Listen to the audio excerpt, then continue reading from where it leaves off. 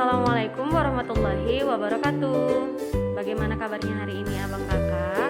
Semoga kamu dalam keadaan sehat ya. Dan semoga kamu juga masih semangat untuk mengikuti pembelajaran kita hari ini. Nah hari ini yaitu kita masih ada di tema 3, yaitu tokoh dan penemuan, tepatnya di subtema 2. Nah ini merupakan pembelajaran lanjutan dari materi yang kemarin. Nah mohon maaf sebelumnya ya, kemarin Miss Eka tidak ada membuat video pembelajaran, hanya memberikan PowerPoint. Nah hari ini insya Allah ada video pembelajaran dan ada beberapa materi yang Miss Eka jelaskan. Nah kita mulai pembelajaran kita dengan lafaz basmalah. Bismillahirrahmanirrahim.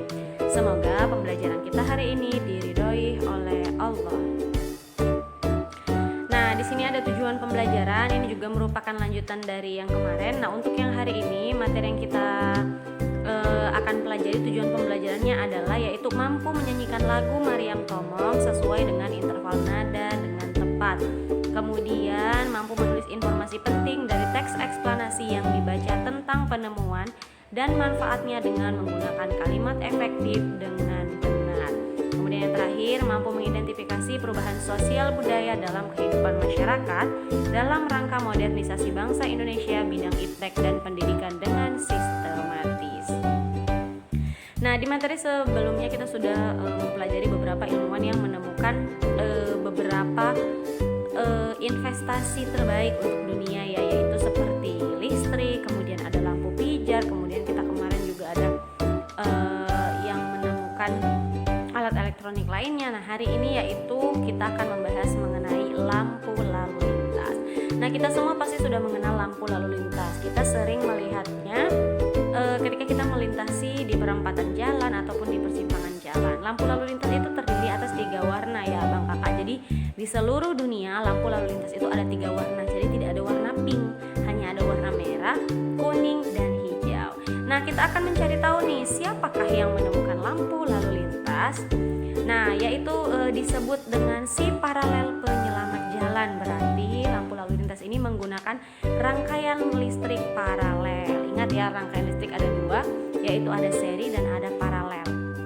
Nah yaitu bernama Gerard Augustus Morgan adalah penemu lampu lalu lintas pada tahun 1923. Nah jadi ini sudah tahun 1900-an, yaitu pada tepatnya di 1923. Nah sekarang digunakan di berbagai negara di dunia. Sepertinya hampir seluruh negara sih menggunakan lampu lalu lintas ini.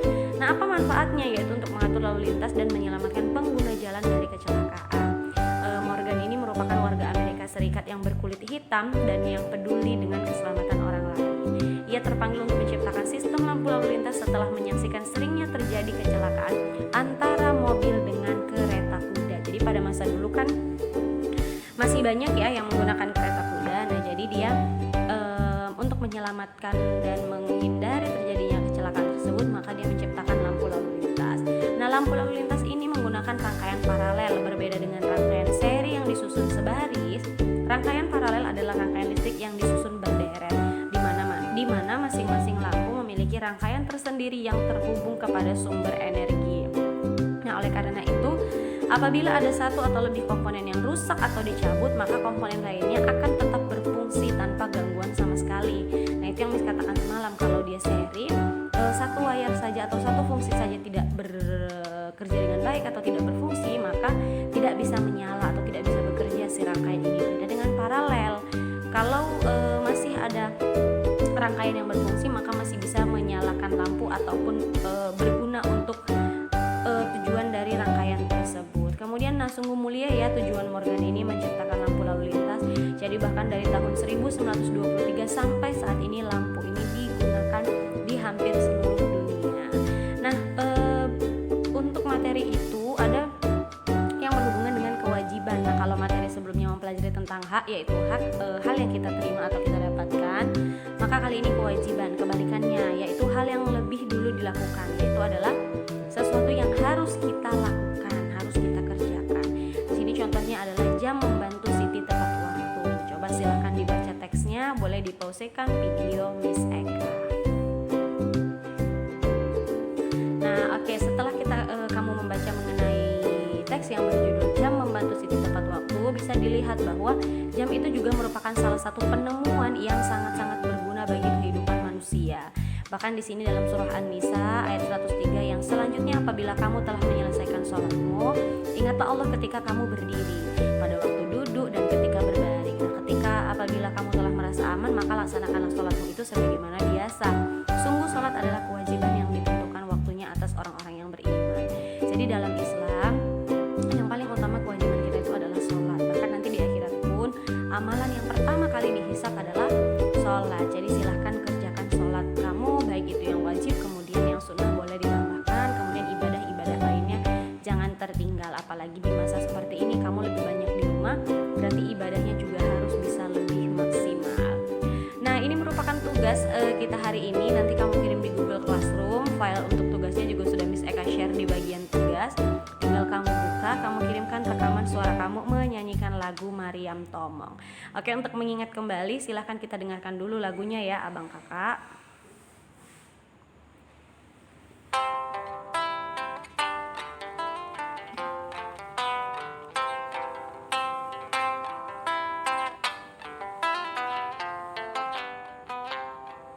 Selendang madi kinjang kain panjang madi toro, pangeol ni konting masong onteng kemamangon lu. Mariam tomong dainang sin napang masin. Mariam tomong dainang sin napang masin. Oke, nah sampai situ aja. Jadi kan ini lagunya dia berputar 2 kali, jadi kamu hanya perlu menyanyikannya sekali. Jadi silahkan kamu nyanyikan, nanti kamu kirim ke Google Classroom yang sudah Miss Eka sediakan filenya di Google Classroom. Nah, mari kita akan mengamati gambar. Nah, apakah di sini mereka sudah melaksanakan kewajibannya atau belum dengan penuh tanggung jawab? Yang pertama nih, nampak tuh seorang perempuan lagi ngapain itu ya? Iya, dia lagi buang sampah di sekelilingnya. Nah, pertanyaannya, apa kewajiban kita sebagai pelajar? Harusnya kan kewajiban kita membuang sampah pada tempatnya. Kemudian kalau yang pertama, apakah sudah dilakukan? Belum. Nah, apa dampaknya? Bisa banjir, kemudian akan berdampak juga kalau sudah banjir, kadang bisa longsor, kemudian banyak penyakit dan semacamnya. Nah, gambar yang kedua apa? Belajar dengan giat dan sungguh-sungguh kita sebagai pelajar, tapi pada kenyataannya dia belum melaksanakannya dengan tanggung jawab dan kewajibannya. Yaitu apa yang akan terjadi dampaknya? Nilai sekolahnya akan kurang dan menurun. Yang ketiga yaitu apa kewajiban kita sebagai pelajar? Mengerjakan tugas kelompok bersama-sama. Nah, apakah sudah dilakukan pada gambar ketiga? Sudah. Apa dampaknya? Maka tugas sekolahnya akan lebih cepat selesai dan mudah, dan insya Allah menambah ilmu dan wawasan. Nah, jadi itu ya cara mengamati gambar. Silahkan dilihat bagaimana gambarnya, kemudian apakah sudah dilakukan kewajibannya dengan baik atau belum, kemudian apa dampaknya. Nah, selanjutnya kita akan membahas mengenai penemuan komputer. Di minggu lalu sudah ada tugas, yaitu apa manfaat komputer dalam kehidupan kita saat ini. Banyak ya, kemudian untuk mengetik teks atau cerita atau mengerjakan sesuatu yang berhubung dengan laporan, dengan pengetikan itu lebih mudah, menyimpan data lebih banyak, bisa nonton, bisa YouTube, bisa streaming, bisa buka Google, internet, dan segala macam. Jadi sangat-sangat banyak. Kalau dulu kan ada mesin yang sudah canggih pada zaman dulu, mesin ketik, itu tidak bisa menyimpan file, itu hanya bisa digunakan untuk mengetik. Itu pun kalau salah tidak bisa dihapus. Beda dengan komputer, mau kita ulang berkali-kali, mau salah, mau disimpan juga berulang berkali-kali tetap bisa. Nah, siapakah penemu komputer? Yaitu Charles Babbage, yaitu yang mengubah dunia dengan komputernya. Jadi Charles Babbage ini adalah seorang ahli matematika. Beliaulah penggagas utama dalam penemu komputer. Mesin penghitung yang ia temukan, nah ini sebelum komputer ya, yaitu pada tahun 1791 sampai 1871, yaitu kalkulator otomatis pertama kalinya. Nah, Babbage itu terkenal dengan julukan Bapak Komputer. Babbage yang lahir pada tanggal 26 Desember 1792 mengeluhkan sistem perhitungan yang mengandalkan tabel matematika sehingga kerap terjadi kesalahan. Jadi Babbage ingin mengubah sistem perhitungan tersebut melalui sistem mekanik untuk menekan kemungkinan terjadinya kesalahan itu.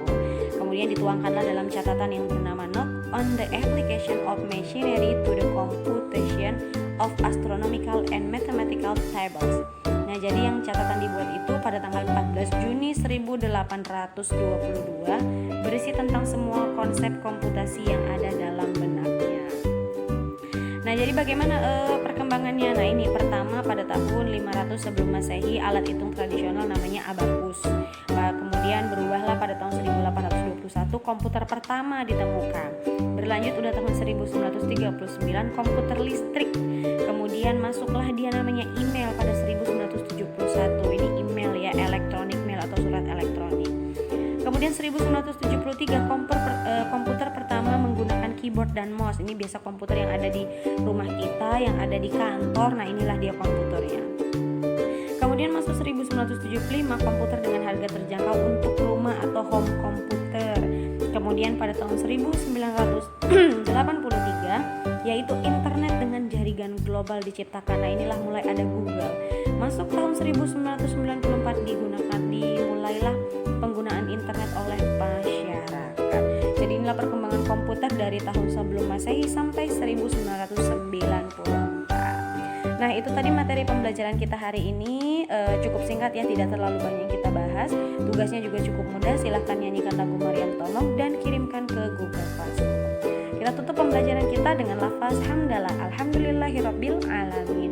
Jadi silahkan tetap kerjakan tugasnya dengan sebaik mungkin. Kamu jaga kesehatan kamu, tetap patuhi protokol kesehatan dimanapun kamu berada. Sampai jumpa minggu depan abang kakak. Assalamualaikum warahmatullahi wabarakatuh.